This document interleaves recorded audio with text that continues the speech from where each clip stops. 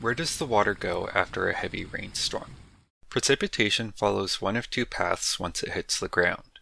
It either absorbs underground, eventually reaching a reservoir called an aquifer, or the water remaining on the surface travels in a downward direction, landing in a larger body of water.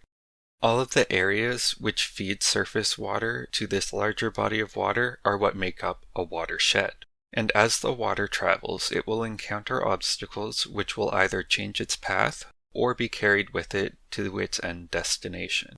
Items such as bits of trash, chemical pollutants, nutrients, and other things found on the ground all make their way to the larger body of water. Once these objects and compounds reach their final destination, they have the potential to cause severe damage to the ecosystem associated with the waterways.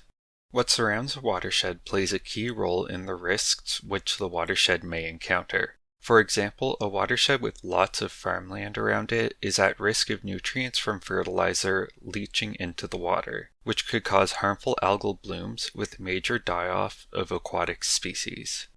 People who work for watershed groups are constantly monitoring the health of our waterways by testing for the presence of harmful chemicals, watching for changes in the ecosystem, and evaluating new or pre-existing threats to the watershed.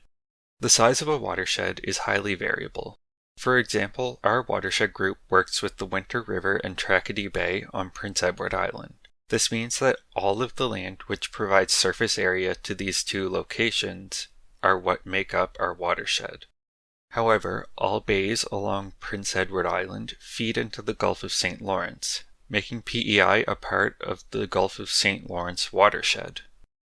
Generally, to simplify watershed work, we tend to operate on a bit smaller of a basis. Currently on Prince Edward Island, there are 24 active watershed groups which work to protect, retain, and restore the waterways around the island. Every single person lives within a watershed. Do you know which one you belong to?